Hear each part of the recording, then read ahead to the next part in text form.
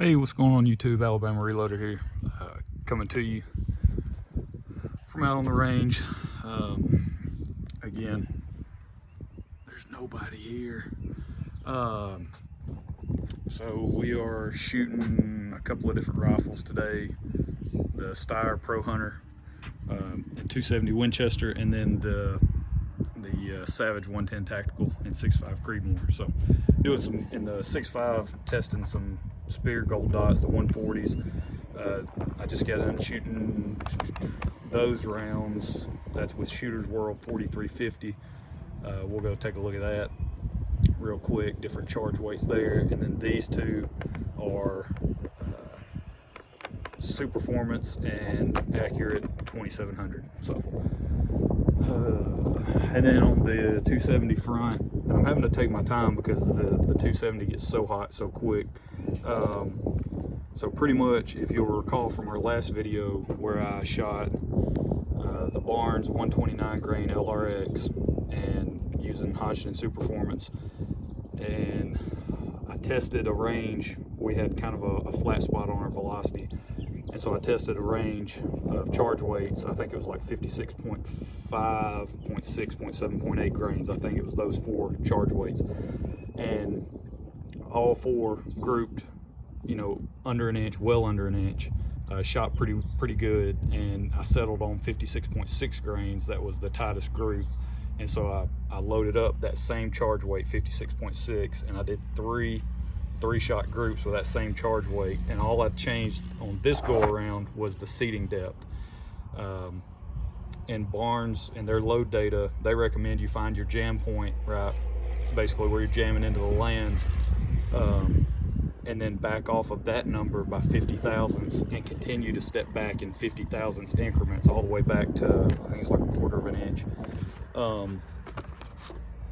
didn't necessarily do that. I didn't want to, Barnes bullets aren't cheap, so I didn't want to burn through a bunch of them, because what I had, the load that I had tested earlier, the overall length we've been running with is 3.30, so 3.300 inches.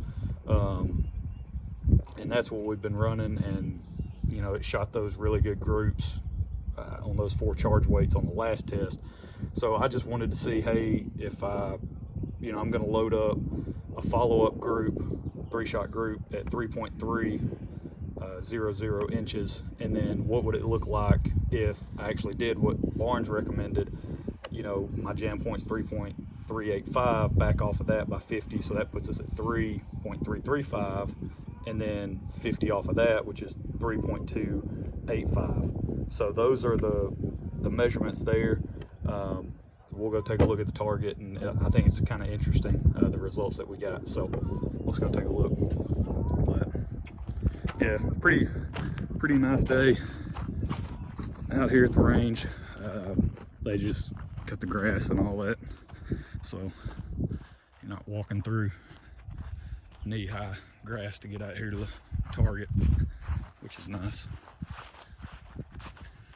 But I'm having to take my time. That 270 Winchester, it gets so hot after 3 shots, which is again why, you know, it's not a target rifle. I don't plan on, you know, shooting groups, you know, to distance and all this. And I mean, yeah, I'm definitely going to load some up and hit steel out here on the other side of the berm there where it's 380. I'm definitely going to do that just because I can. But this rifle is strictly meant to throw one in the chamber, go shoot a deer. That's really the bottom line with this rifle. So 3-shot groups are more than adequate for what I need to do for the hunting purposes and shooting purposes that I have for this rifle. So let's check it out. This is a target that I've already shot previously, but here are the 270 groups. So, and I spaced them fairly close together. I was confident, very confident in my loading abilities and how this would perform. No, I'm just kidding. I just spaced them close together. But here's the first 3-shot group, 1, 2, 3. So that's the 56.6. That is the follow-up with the 3.300 inch overall length. So if you'll recall in the last video, the last group, it was just under a 1/2 inch that same charge weight, same overall length was just under a 1/2 inch. This one is right at a 1/2 inch. It's like 0.5 something. I have my calipers. I've already walked down here and measured these two. And so that was the overall length we've been running. And the point of aim, you know, we kept it consistent. So orange dot, dead center hold, orange dot. So you can see on the next one where our overall length was stretched out to 3.335, our point of impact shifted up slightly. Same group size, exact same group size actually. That measures out to be the exact same group size as this one over here. So it's just a hair over a 1/2 inch. So I'm liking that. And then when we stepped it down, you know, shortened our overall length down to 3.285, it opened back up. The group size opened up. So just, I found that to be interesting. I know, you know, obviously if I would have loaded more and, you know, stepped it down further and continued to do so, just go watch bolt action reloading, everything. I mean, Eric Cortina's videos, all that stuff's already put out there where everything's operating on a sine wave, you know, layout. So pretty much this, I feel confident this would have tightened back up, right? It's going to expand, contract, expand, contract, whatever. So with the harmonics and everything else that's going on when you start messing with your overall length. So no doubt if we would have went shorter, we would have found, you know, tighter groups again, but that's hard to argue with right there. A couple of 1/2 inch, and that's back to back, right? That's not, hey, I came out and I shot a good 3-shot group one time. You know, this is just a duplication of a load that's already shot well, and basically more of a verification.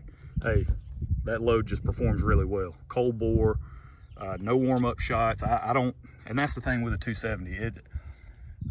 I would like to get over there, you know, fire off a few rounds, get nice and comfortable and all, but I just can't really afford to do that with that rifle. It just gets so hot so fast.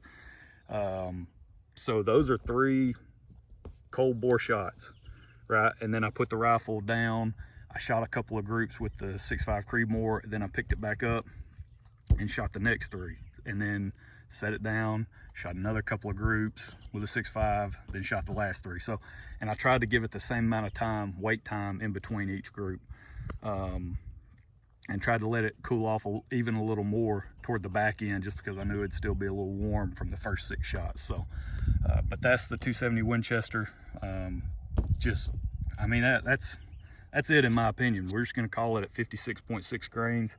We'll just run with 3.300 on our overall length, and that's our hunting load for that bullet, that powder combination, Superformance. That's it, we're done. I will throw the chronograph on it just to get, you know, I'll probably load up another 5 and go get some velocity data. Now that I know, that's just, we're gonna roll with that. But the velocity data is already looking pretty good from the velocity test that we had performed earlier, kind of in that range. I think we're just under 3,100 feet per second, I believe. So more than happy with everything about how this has performed so far. The 6.5 Creedmoor, not so much. Yeah, it's just not, this bullet powder combination is not jiving. This is Shooter's World 4350. I have no idea what happened on that guy. No clue.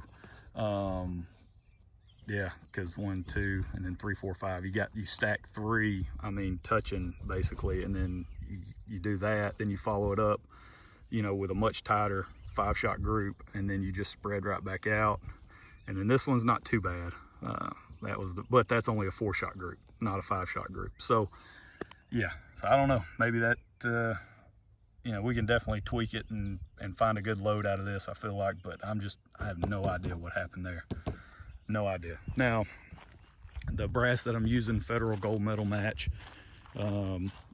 you know, it's had several firings on it already. Primer pockets are starting to get a little loose. We've pushed a lot of the loads in this brass that I'm using, we've pushed pretty hard. I mean, we're you know, a lot of the testing I've done in that using this brass, you know, I was near max charge, even over max charge in certain cases. So you know, that could have something to do with it.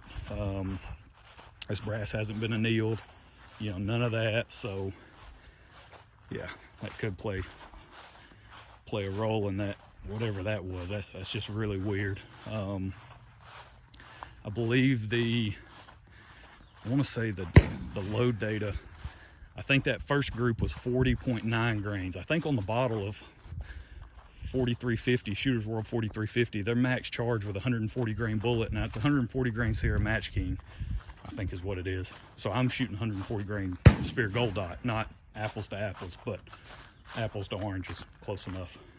At least it's fruit.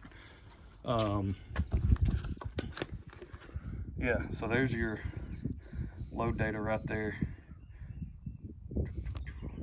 I think they go up to 41.5 or maybe even 41.7, I can't remember.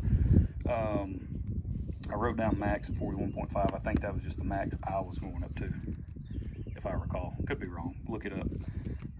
But that's the range. We didn't really, I mean, there's not a huge, you know, charge weight range that we tested there, 40.9 up to 41.5. So we could probably, you know, even drop below that if we wanted to, figure out what's going on that bottom end, retest that 40.9 group. That I don't know, that's pretty bad for it to drop a shot and open up the group that bad. That's pretty ugly. And then to follow it up, you know, a 0.2 of a grain difference, and you follow it up with a much tighter group, you know, something's going on there. But that's it. That's where we're at. That's where we'll leave it. Just a short, sweet range day with some initial results. So yeah, super pleased, super pumped about that 270 load. I've still got some Nosler ballistic tips to test for velocity, and then some Hornady, the 150 grain SSTs. Gonna be working on those as well. So, but that's about it. We'll catch y'all next time. Y'all have a good one.